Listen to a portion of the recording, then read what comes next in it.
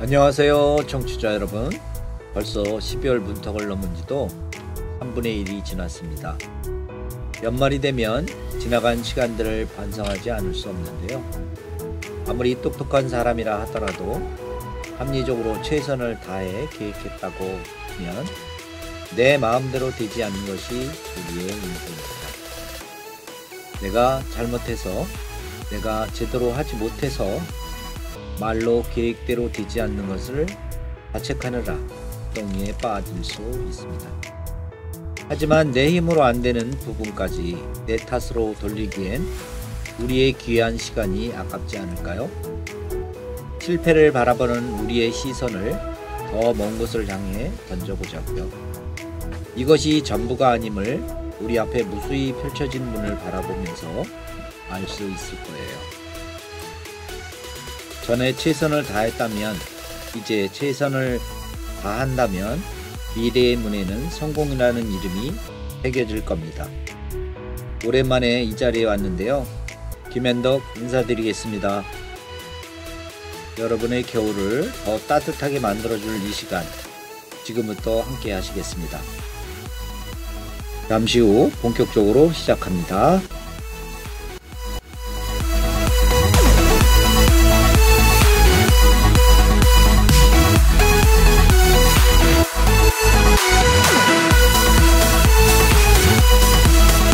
오늘은 24년 한 해를 마감하면서 그동안 저를 포함해서 4명의 DJ들이 방송을 해왔습니다. 각자 느낀 소감과 방송하면서 있었던 에피소드를 중심으로 이야기를 나눠보도록 하겠습니다. 오늘은 24년 한 해를 마감하면서 그동안 저를 포함해서 4명의 DJ들이 방송을 해왔습니다. 각자 느낀 소감과 방송하면서 있었던 에피소드를 중심으로 이야기를 나눠보도록 하겠습니다. 네, 반갑습니다. 벌써 두 번째 이 송년 콘서트를 같이 하는 것 같네요. 네, 반갑습니다. 벌써 두 번째 토크 콘서트 송년 특집을 맞이하고 있습니다. 장판정담 문화살롱 DJ 서동수입니다. 안녕하세요. 네, 반갑습니다. 다음 우리 조봉현 세무사님. 예, 반갑습니다. 조봉현 세무사입니다. 저는 그동안 이제 여행 이야기 휠체어 투어를 가지고 좀 방송을 쭉 진행해 왔는데 재밌게 했어요. 네, 휠투. 네. 그 신조어인데. 네, 제가 갑자기 맞죠? 지금 만들어낸 말입니다. 그동안 우리 조봉현 세무사님께서는 본업이 세무회계사이신데 그거 말고도 더 다양하게 사회활동을 하시는 것 같아요. 예, 뭐 여러 가지인데 저 스스로도 내 직업이 세무사인지 아니면 장애인 권익활동가인지 잘 모르겠네요. 그러게요. 저도 그 활동하시는 거 SNS를 보면 세무사 업무는 언제 하시고 또 열린관광지나 이런 여러 가지 부분들에 대해서 또 이렇게 지적하시고 하는데 그 많은 일들을 언제 다 하시는지. 열심히 활동을 하니까 세무 일도 또 들어오는 것 같아요. 그래요? 예.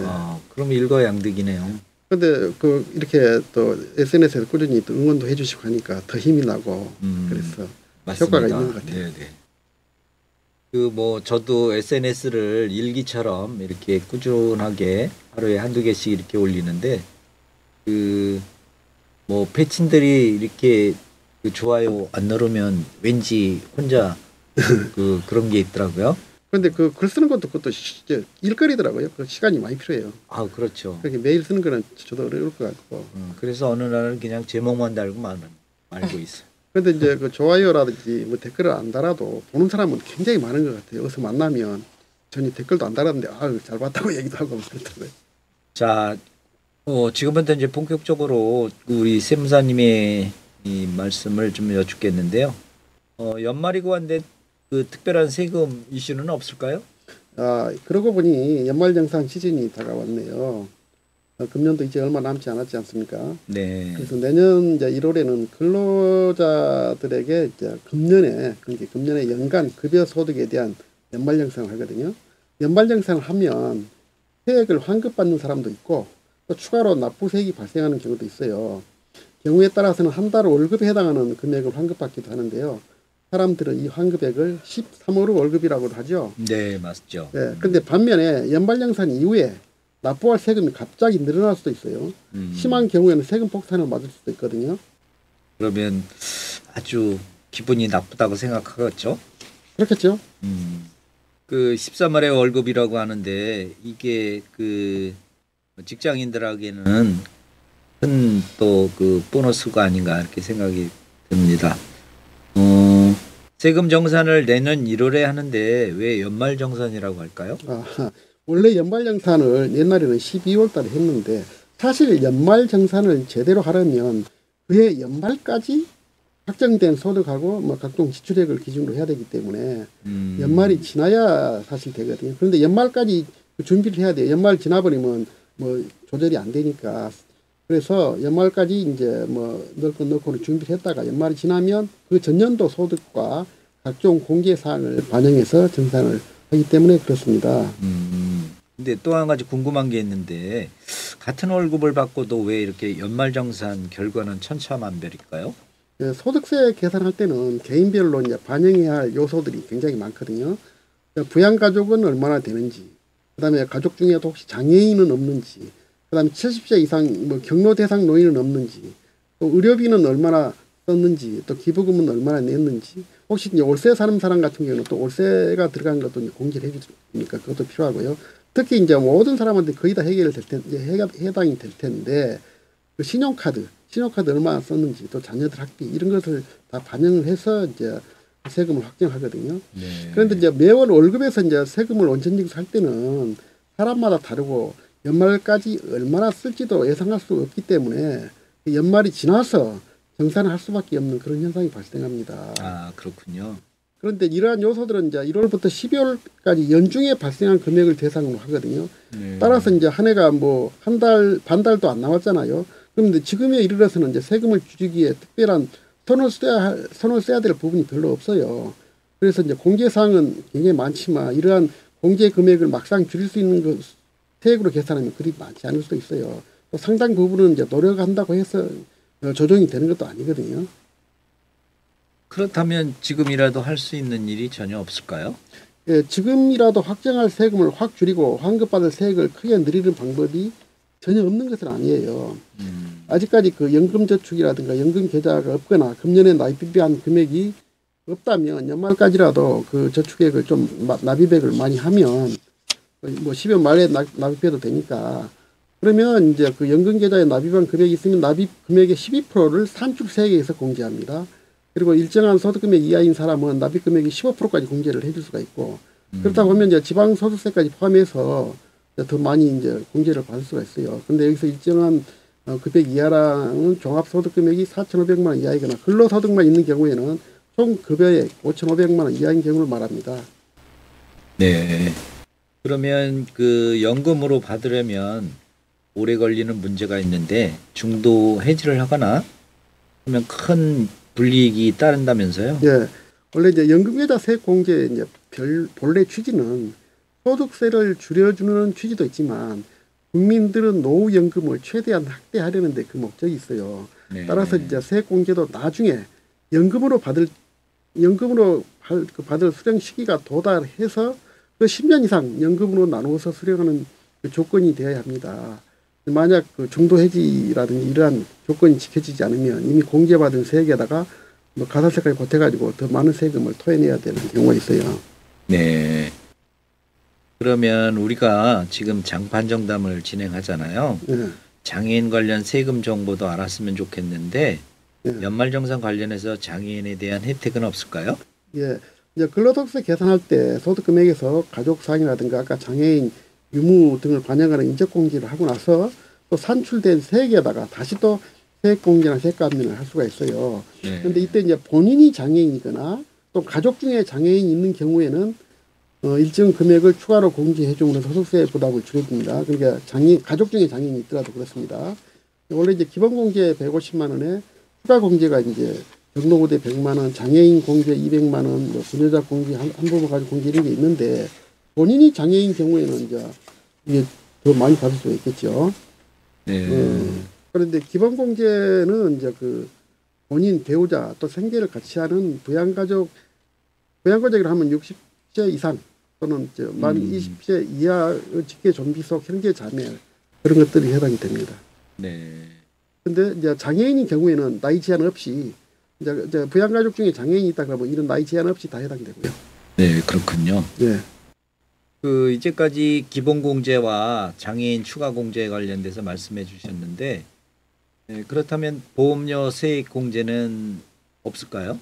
예, 우리가 이제 근로자가 기본공제 대상자 중에서 근로자를 그 대상자를 피보험자로 해서 불입한 보장성 보험료가 됩니다. 저축성 보험은 안 돼요. 보장성 보험에 대해서 불입액 100만 원 한도에서 12%까지 공제를 하는 게 일반적인데, 그런데 그 기본공제 대상자 중에서 장애인 전용 보장성 보험을 넣었을 경우에 거기에 이제 보험 납입 영수 중에 이제 장애인 전용 보험이라고 표시가 되어 있어야 되는데, 이런 경우에 100만 원 범위에서 15%를 또 공제를 추가로 해줄 수가 있거든요. 그러면 예. 의료비 세액 공제는 또 어떻게 되나요? 예. 의료비 세액 공제는 본인과 부양가족, 이때 부양가족은 나이나 소득 제한이 없어요. 그 지출한 의료비가 총 급여액의 3%가 넘는 경우, 그러니까 총 급여액의 3%가 안 되면 하나도 공제가 안 되는 거고요. 3%가 넘으면 그 넘은 금액에 대해서 700만 원 한도로 15%를 공제합니다. 그런데 그 본인이나 부양가족 중 65세 이상자, 그다음에 건강보험 산정 특례자하고 장애인 의료비는 그 700만 원 한도를 적용하지 않고 총 급여액의 3%가 넘는 부분에 전액을 15% 공제하는 거거든요. 그리고 이제 장애인에 대한 의료비에는 장애인 보장구를 구입하거나 빌려 쓰는 경우에 지출한 비용도 다 포함됩니다. 꼼꼼히 챙겨야 되겠네요, 세금을. 네. 그렇다면 마지막으로 교육비 세액 공제 관련돼서도 말씀해 주시죠. 예, 이제 근로자 본인하고 또는 배우자, 부양가족 교육비에 대해서는 일정 범위에서, 근데 일정 범위라 하더라도 본인 교육비는 또 범위가 없어요. 그래서 15%를 지출액의 15% 공제하는데, 공제 대상자가 장애인인 경우에는 그 장애인의 소득에 불구하고 다 공제를 해주고, 소득에 불구하고 재활교육을 위한 사회복지시설이나 비영리법인 등에 지출한 그런 비용, 그러니까 뭐 비영리법이라든가 복지부에서도 그 어떤 뭐 프로그램, 장애인 위한 프로그램을 운영하지 않습니까? 꼭 각 정규 학교 아니더라도 그런 데 들어가는 비용도 이제 인정이 된다는 거예요. 그리고 이제 다만 이제 직계 존속의 교육비는 원칙적으로 인정하지 않지만 직계 존속이 장애인인 경우에는 예외로 인정을 합니다. 네. 이제까지 조병현 세무사님께서 연말 정산에 관련돼서 말씀해 주셨습니다. 그 외에도 뭐 유니버셜 디자인 관련 또 열린 관광지 이런 이야기는 잠시 후에 듣도록 하겠고요.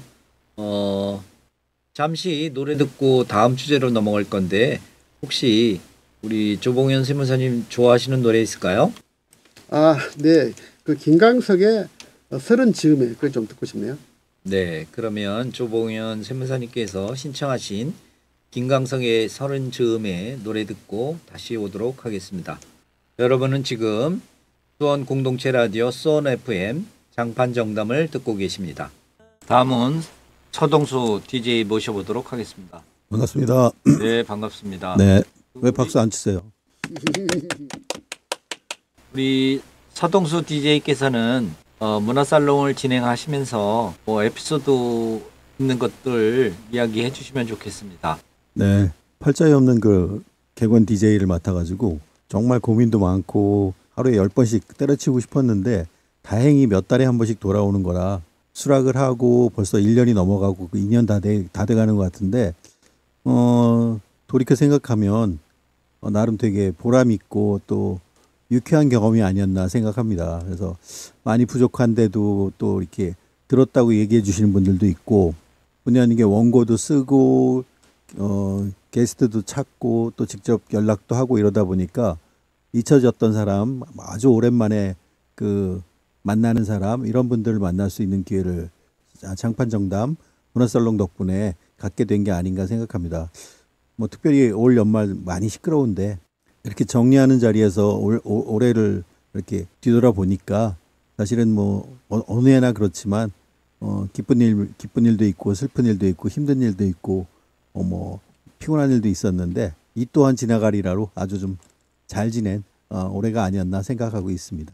아니, 저도 좀 그만두고 싶을 때가 많이 있었는데 이렇게 이것도 진행을 오래 하다 보니까 하나의 힘이 생기더라고요. 그래가지고 하나 모실 때마다 그런 것도 해 하고 힘을 발휘하고. 그럼요. 우리가 이제 어떤 뭐라 그럴까 권태기가 지나면 또 새로운 힘이 생겨서 다시 일을 할 수 있는. 그러니까 저번 방송 녹음할 때 제가 우리 이경남 선생님한테 나 3회차를 연속으로 하면 안 되냐. 왜냐하면 이렇게 뭔가 내공이 쌓이고 뭔가 루틴이 생길 정도가 되면 또 한 2달 지나가. 그러다 보면 완전 리셋해가 초기화돼가지고 처음부터 다시 떨려.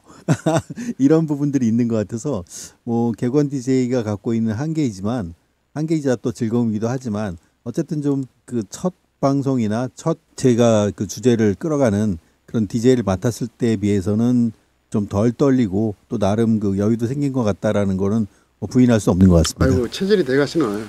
저 같은 경우는 이렇게 계속 하라면 죽어도 못 하겠는데 그래도 띄엄띄엄 하니까 시간이 아니요. 1년치를 딱 한 번에 하고 이제 안 하겠다는 거지.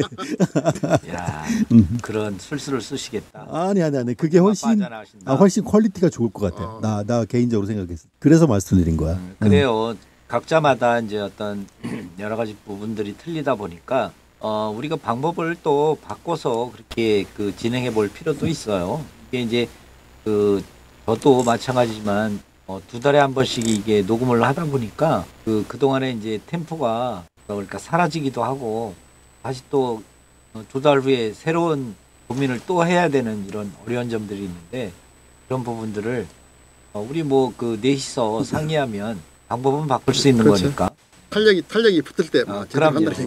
그래서 우리 서동수 디자이너가 문화살롱 진행할 때 원하시면 계속 2번, 3번 이렇게 할 수 있는 기회를 드리도록 하겠습니다. 아니 이제 방송은 녹음은 이제 계속 해놓고 이제 송출할 때는 이렇게 딱 기존 하다. 그렇죠. 일자를 조정하면 한다거나 그러니까 차라리 이제 같은 공감하시니까 하는 말씀인데 저희가 이제 나름 고민과 그다음에 축적이 쌓일 때쯤 되면 또 2달이 지나가잖아. 그러고 나면 또 초기화 돼가지고 이거 어떡하더라? 뭐 이런 생각이 드니까 그것도 나쁘지 않을 것 같다는 생각이 들고요. 또 우리 같은 DJ 분들한테 또 질문 겸 또 토로할 일이 있는데 저만 그런지 모르겠는데 유튜브에서 올라오잖아요. 저희 집도 이제 집사람하고 소파에 앉아서 유튜브나 이런 거 보는 걸 좋아하는데 업로드 돼가지고 같이 켰는데 둘 다 5분 있다가 야 너무 어색하다 딴 거 보자 이렇게 됐거든요. 그러니까 저는 제 목소리가 너무 이상한 거야. 다 그렇죠.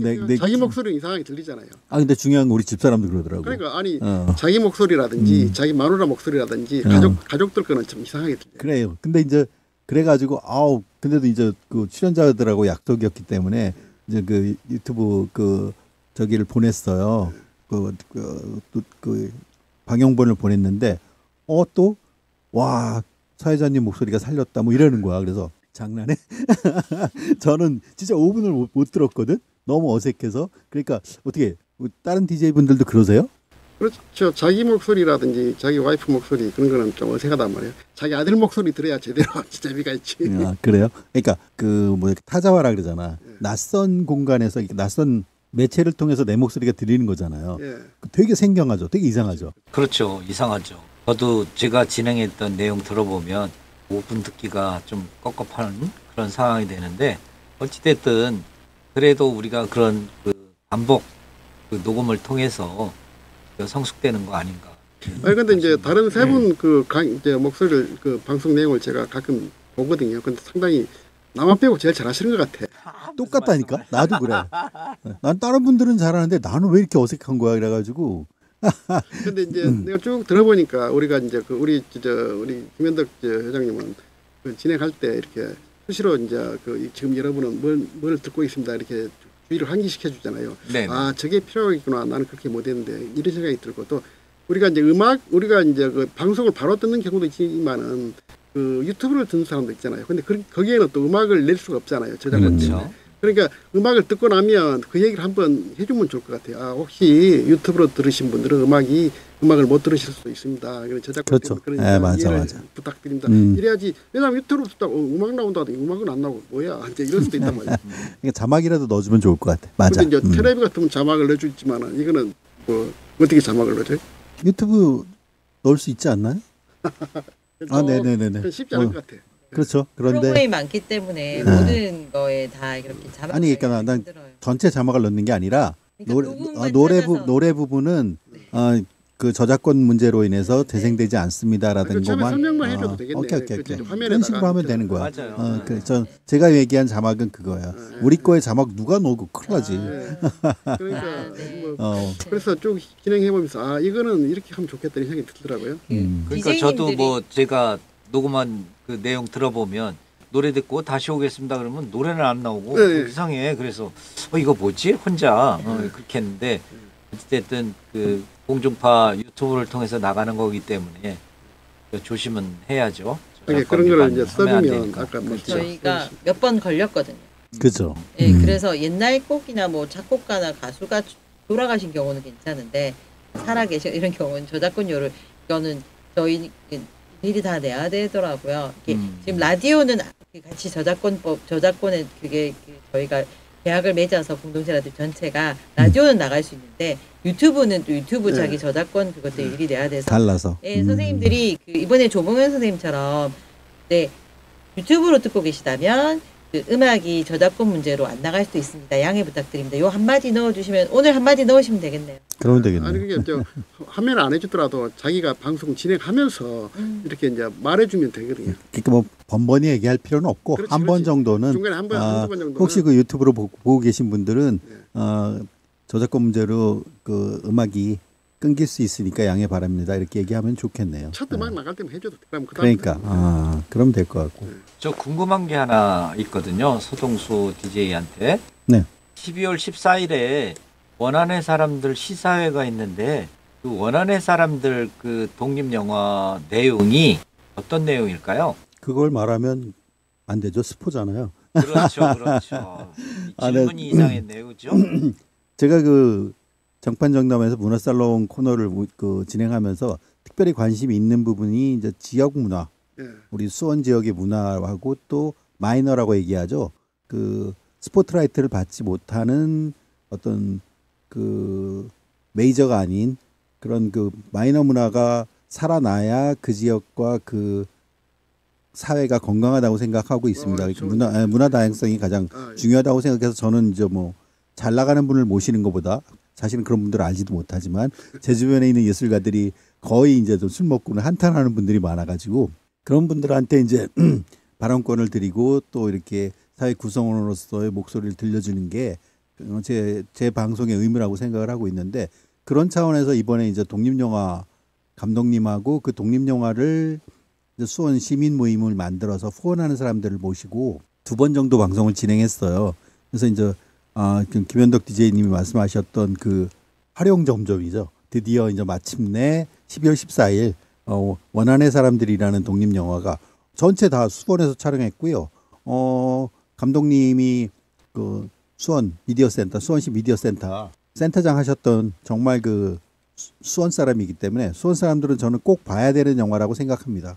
네, 그래서 꼭 그 수원 사람들이 이번에 그 2달간 수원시 미디어센터에서 하거든요. 그 독립영화 원안의 사람들 정말 재밌어요. 저는 2번 봤는데 강추하니까요.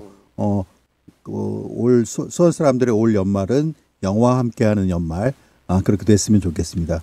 뭐 아무튼 저는 올 한 해를 이렇게 돌아보면서 제가 문화살롱이라는 코너를 과분하게 맡고 있으면서 지역 문화와 또 이렇게 문화의 다양성 같은 것들을 제 스스로도 많이 공부하고 이게 정말 좋은 게 원고를 치려면 알아야 되잖아. 원고를 쓰고 사람을 섭외하고 이러다 보니까 정말 그 방송 앞둔 한 일주일 정도는 제가 문화인이 된 것 같더라고.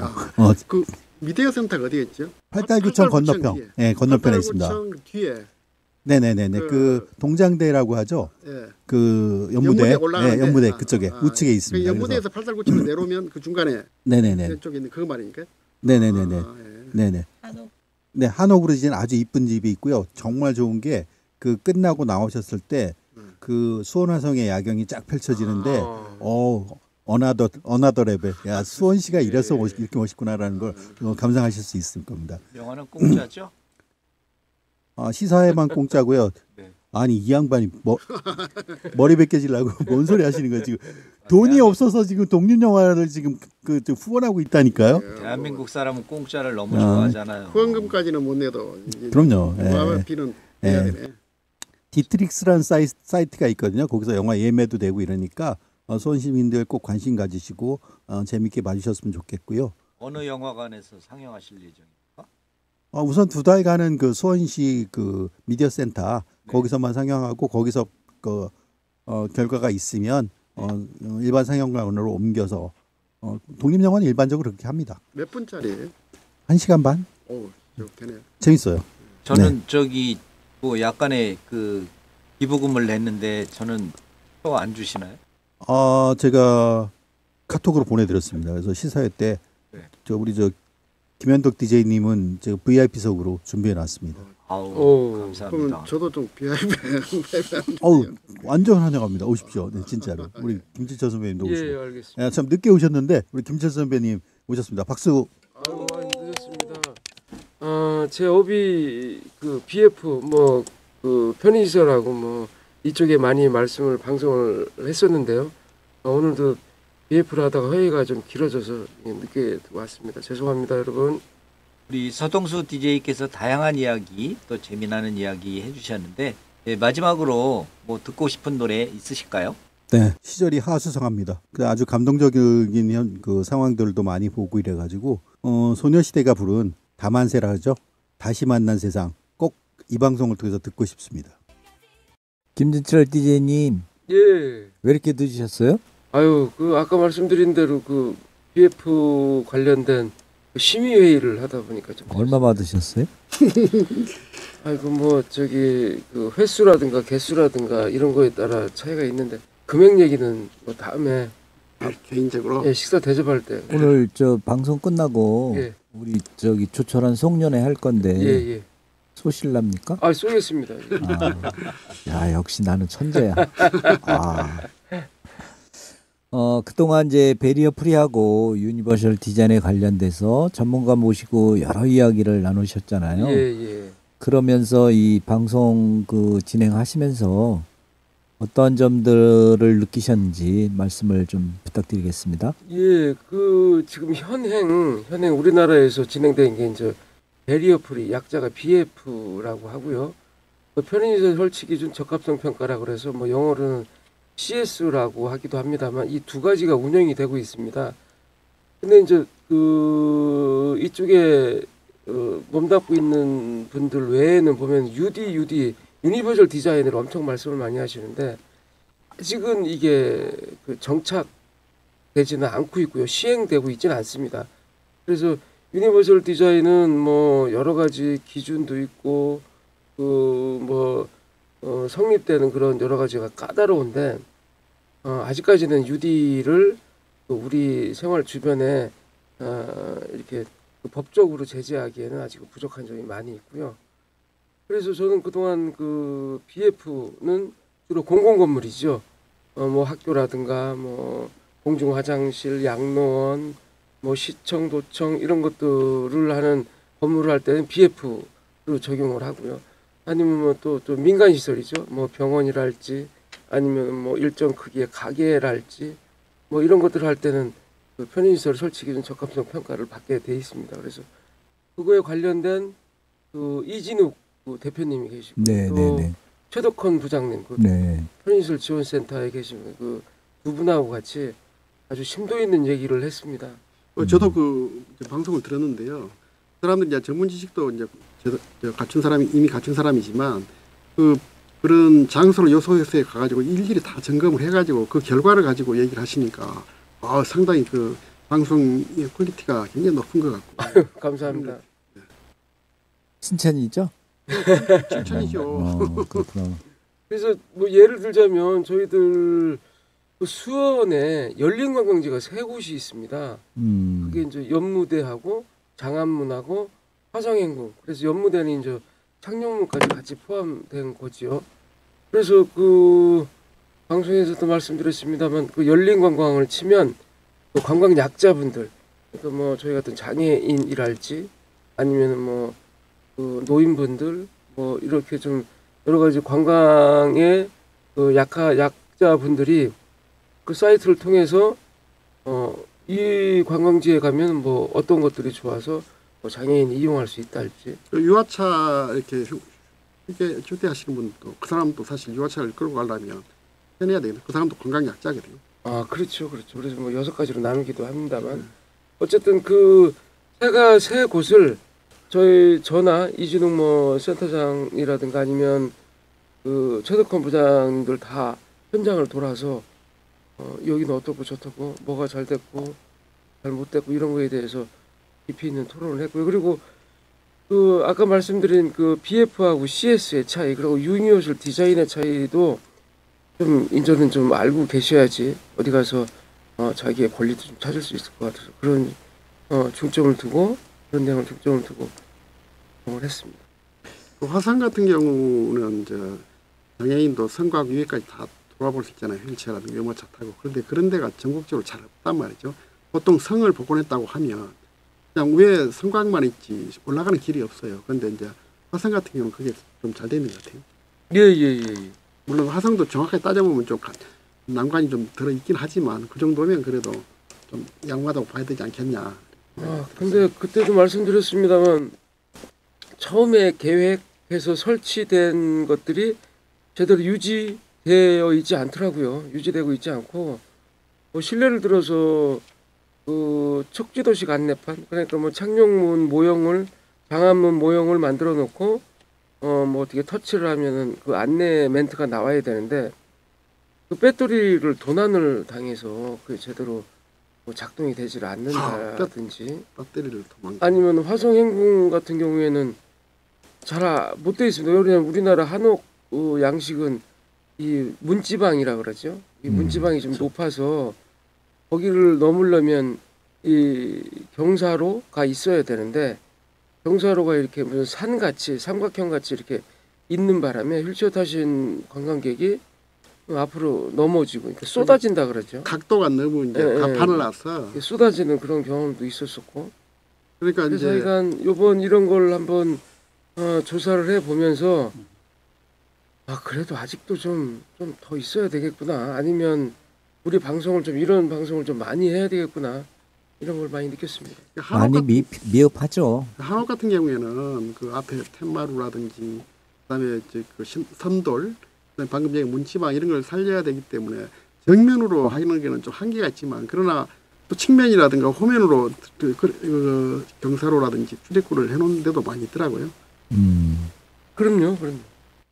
저도 한번 이제 일본 손님이 오셔서 화성행궁을 모시고 갔는데 그 문턱 넘는 경사로가 이 반대편에서 올라가고 내려가는 그 경사 각도가 너무 급작스럽게 그 꺾어지니까 앞으로 쏟아져서 휠체어가 한 두세 번 이렇게 앞으로 자빠져서 참 아주 공궁에 처해 있었는데 정말 좀 창피하더라고요.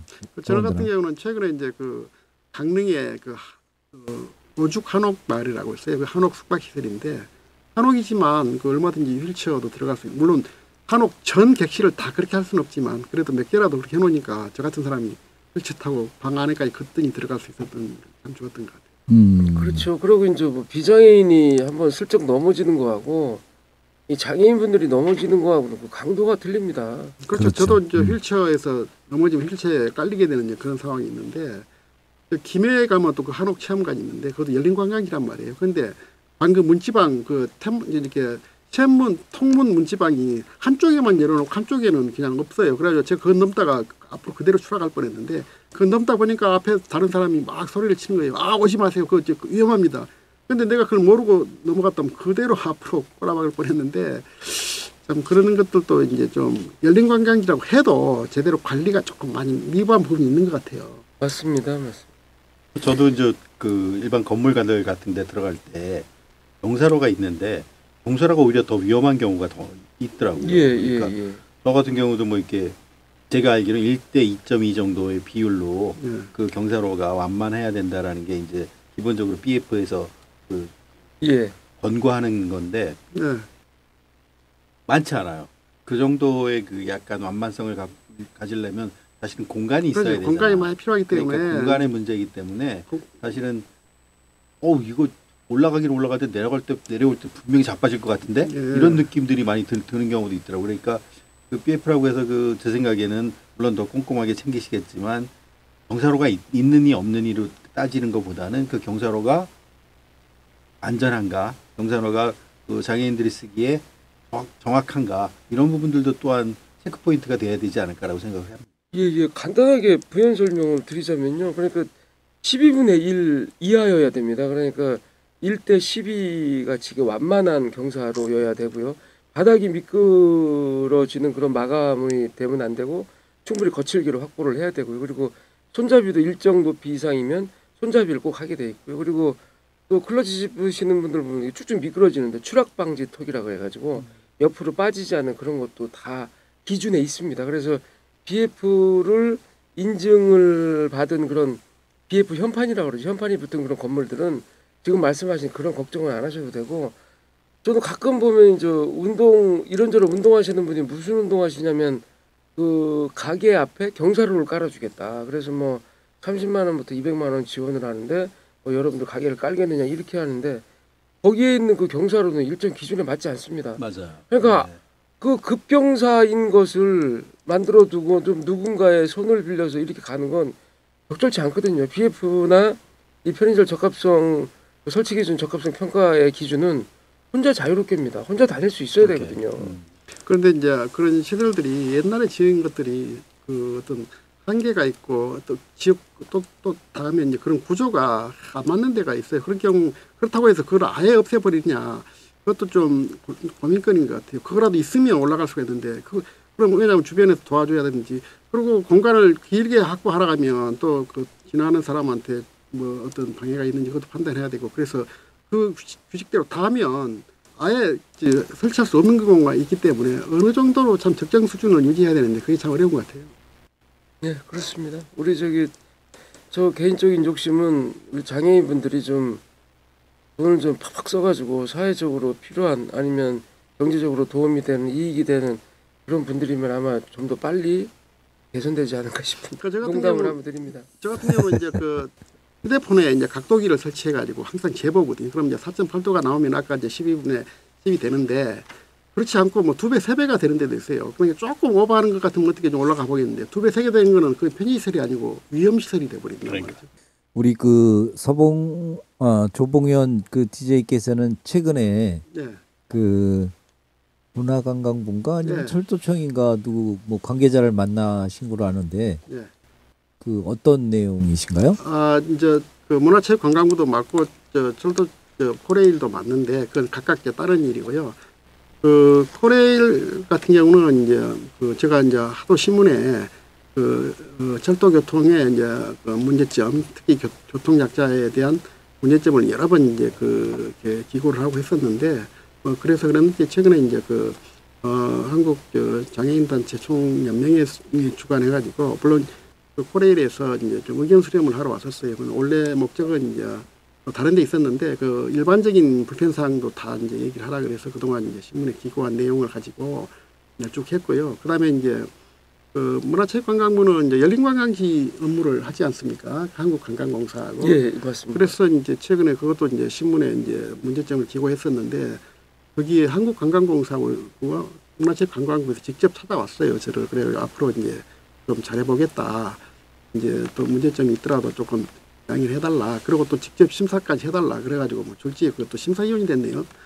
그리고 또 최근에 이제 열린 관광 우리가 이제 전국적으로 보면 지자체들이 그 관광객을 유치하기 위해서 많은 새로운 시설들을 많이 짓잖아요. 그런데 그게 이제 교통약자, 관광약자를 배려 안 하는 곳이 참 많아요. 그리고 이제 건물 같은 경우는 아까 말씀하셨지만 철저히 또 그 룰을 지키는데 일반적인 관광지 같은 경우는 또 그게 안 된 데가 많단 말이죠. 그러다 보니까 그거를 이제 이미 완공한 뒤에 문제가 되면 또 예산이 2중으로 들고 또 예산이 2중, 3중으로 들어도 안 되는 데가 있어요. 구조상으로. 그래서 이제 마침 이제 그래서 이런 것들은 설계 단계에서 참 다 반영이 돼야 되는다는 아쉬움이 항상 있었는데 그때 마침 이제 울산에 이제 북구청에서 관광과 직원들을 대상으로 이제 제가 이제 강의를 하게 됐어요. 그래서 이제 어떻게 알고 이제 강사 초청을 해가지고 저 같은 경우는 이제 전국적으로 다니면서 휠체어 명소 탐방기 이런 글을 쭉 연질하다 보니까 엄청난 사진 자료하고 그런 노하우를 가지고 그걸 기초로 이제 강의를 했죠. 그래가지고 강의 좋다고 그래서 아마 다른 이제 국가기관들도 지자체들도 이런 교육 프로그램이 운영됐으면 좋겠다 하는 생각이 했거든요. 그래요. 우리 김진철 DJ하고 조봉현 DJ께서 지금 이제 베리어 프리하고 유니버셜 디자인에 관련돼서 그 이야기를 해주셨는데, 네, 우리 김진철 DJ님 신청곡이 혹시 있으실까요? 예. 저 이문세의 옛사랑 듣고 싶습니다. 그러면 이문세의 옛사랑 듣고 다시 오도록 하겠습니다. 지금은 수원 공동체 라디오 수원 FM 장판 정담을 듣고 계십니다. 서동수 디자이너 DJ, 네네네. 최근에 이제 휠체어를 이용하시는 거로 제가 알고 있습니다. 휠체어를 이용해 보시니까 어떻던가요?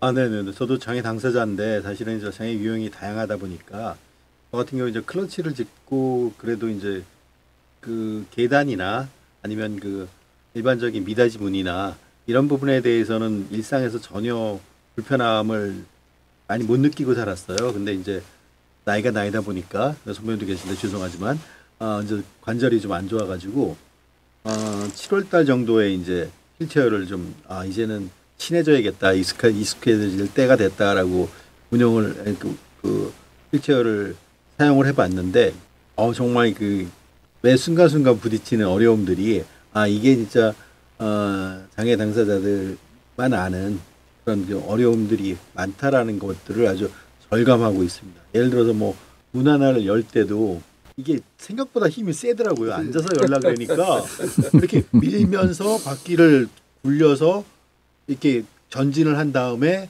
들어가야 되잖아요. 근데 이게 손도 다치고 그렇죠. 네, 그러니까 이런 거 하나 그다음에 저는 이제 예를 들어서 소변 같은 거는 그냥 어디서든지 아무 상관이 없었는데 소변을 보는 것도 장애인 휠체어가 들어갈 수 있는 화장실을 찾아야 되고 이런 부분들이 현장에서 진짜 실제 현장에서 느껴지는 이 어려움은 정말 당사자가 돼보기 전에는 모르겠다라는 것들을 아주 절감하고 있습니다. 저도 이제 휠체어를 타고 세상을 새롭게 바라보기 시작했고 그래서 본격적으로 또 장애인 권익 활동가가 또 계기가 또 저도 입문 단계인가요? 그렇죠. 근데 휠체어에 한번 앉게 되면 또 다시 걷기는 힘들다 그러더라고요. 저는 아직 저도 버티고 있는 상황인데. 저도 그래서 최대한 버티다가 이제 도저히 한계점에 와가지고 탔거든요. 그래서 제 후배는 미리미리 수동 휠체어 운전하는 것도 배워둬야 됩니다. 이렇게 얘기를 하지만 어쨌든 오래 타신 분들은 버틸 때까지 버텨라. 왜냐면 잘못하면 이제 넘어지고 하면 골절이 생기면 휠체어 안 타고 버틴 게 완전히 이제 수포가 돼버리기 때문에 그래서 일단 때가 되면 타야 될 것 같아요. 그래요. 저도 서동수 DJ처럼 크러치 짚고 열심히 활동하고 다녔던 사람 중에 한 사람인데 4, 5년 전부터 이게 이제 내 맘대로 걷는 것이 안 되다 보니까 휠체어를 이용하게 됐습니다. 근데 김진철 DJ께서 지금 말씀하셨다시피 한번 휠체어 타고 시작하니까 이 걷는 게 더 불안한 마음이 들고 또 이렇게 넘어지기도 잘 하더라고요. 예. 그래서 이제 다리에 힘이 없다 보니까 휠체어는 제 개인적인 생각으로는 가능한 한 좀 늦게 타셔라 이렇게 권하고 싶고요. 저도 그래서 후일담이 있습니다. 그래서 너무 불편한 거야. 못 살겠는 거야. 그래서 지금 목숨 걸고 금식하고 체중 빼고 그다음에 운동 시작해가지고 지금 한 4개월째 근육 좀 키우는 운동을 해가지고 실내 자전거 타고 있거든요. 그래서 근래에는 전혀 지금 휠체어는 안 타고 있습니다. 그래서 휠체어를 타고 안 타고가 행동 제약, 예를 들면 여행을 한다 할지 아니면 어디 가서 어떤 운동을 한다 할지 이 여행의 가장 큰 제약 조건이 또 휠체어인 것 같아요. 그래서 휠체어 안 탈 때만 할 수 있는 것들을 좀 많이 해야 되겠다 그런 생각도 하게 되더라고요. 늦기 전에 누려야 합니다. 예. 이제 우리가 이제 방송을 마칠 시간이 된 것 같습니다. 짧게 마무리 발언 이렇게 좀 해주시면 좋겠습니다. 먼저 조병현 DJ께서 말씀해 주시죠. 아무튼 금년 한 해 동안 고생하셨습니다. 새해 복 많이 받으시고 새해에는 좀 더 멋진 방송으로 한번 만나보도록 하겠습니다. 감사합니다. 감사합니다. 다음은 우리 예. 김진철 DJ. 예, 이제 겨울입니다. 저기 아직 주변에 눈이 약간 남아 있긴 한데요. 솔직히 겨울이 전 무섭습니다. 그 미끄러운 눈, 얼음판, 뭐 저도 많이 넘어졌지만 우리 방송을 듣고 있는 분들, 또 방송을 듣는 우리 장애인분들 다리에 힘 많이 주시고요. 눈을 부릅뜨고 넘어지지 마시기를 다시 한번 당부 부탁드립니다. 네. 올겨울 건강하십시오. 네, 감사합니다. 다음은 우리 서동수 DJ. 네네. 아주 기대와 불안 교차하는 연말 연시입니다. 저도 새해에는 새하늘과 새 땅이 열려서 정말 사람답게 사는 그런 멋진 그런 새로운 해가 시작됐으면 하는 바람이 점점 더 커지고 있습니다.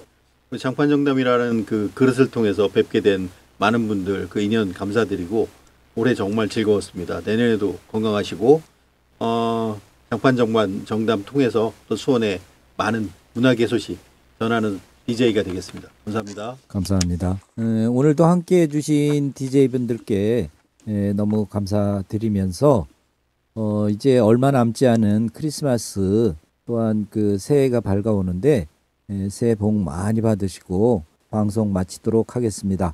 여러분들 건강하시고 행복한 일들 가득하시길 기도합니다. 장판 정답! 여러분 안녕. 안녕.